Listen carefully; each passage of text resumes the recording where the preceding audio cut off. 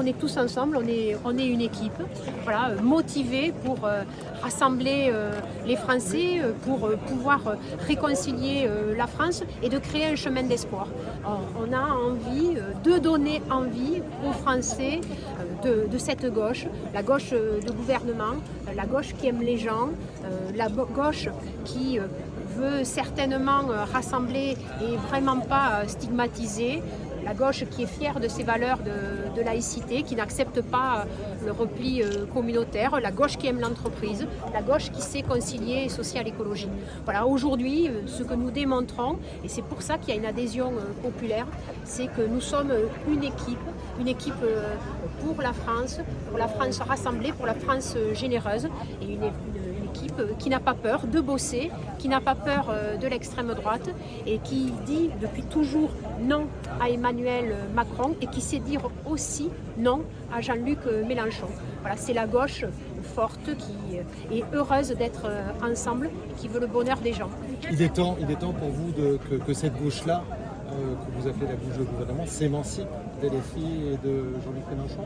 Je pense qu'on ne peut pas être juste dans le suivisme. Je pense qu'on doit affirmer nos valeurs, mais affirmer aussi notre union. Voilà, nous sommes dans des sensibilités différentes au sein du Parti socialiste, nous sommes dans des sensibilités différentes au sein de la gauche. Nous avons nos partenaires de place publique, nos partenaires communistes qui sont là, des écologistes qui sont présents. Et ce que nous voulons, c'est nous rassembler pour justement proposer une vraie solution aux Français. Qu'est-ce que nous demandent les Français? Ils nous disent, nous on a besoin de solutions pour notre quotidien, pour qu'il y ait plus de justice sociale, pour également qu'il y ait de la transformation écologique et qu'on se sente tous Français. On ne peut pas accepter cette France qui a peur, parce qu'aujourd'hui le problème de qu'est-ce qui est irréconciliable, aujourd'hui on a deux France qui peuvent être réconciliables. Et ça, nous, on ne l'accepte jamais. Nous, on ne veut pas que des gens qui habitent dans les quartiers, ils se sentent exclus parce qu'ils s'appellent Mohamed et que le CV part à la poubelle parce qu'elle a la couleur de peau de la mienne et pas la mienne et que la mienne, elle sera plus contrôlée que Carole dans la rue. Et puis, elle n'accepte pas non plus qu'un habitant des Pyrénées ou des Ardennes, il se sente stigmatisé parce qu'il prend la voiture, il roule au diesel, mais quand tu gagnes 1 400 € net par mois, tu n'as pas d'autre choix.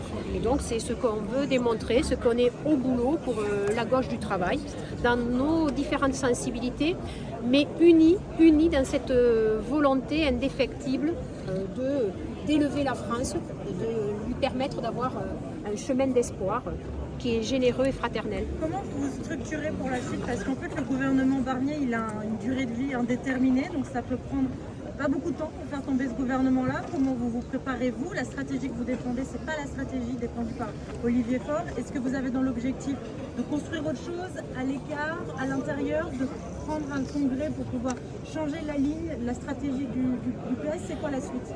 Alors, la suite, c'est que chacun, nous sommes dans nos partis, ou à côté de nos partis en compagnonnage et qu'on veut être bien sûr respectueux de nos partis respectifs qui sont différents, mais aussi on s'ouvre à la société civile.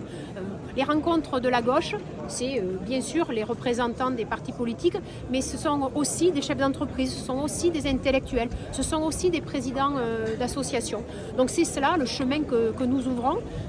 On ouvre aujourd'hui en Occitanie, jeudi soir ça sera à Saint-Ouen avec Karim, samedi ça sera à La Réole avec Raphaël.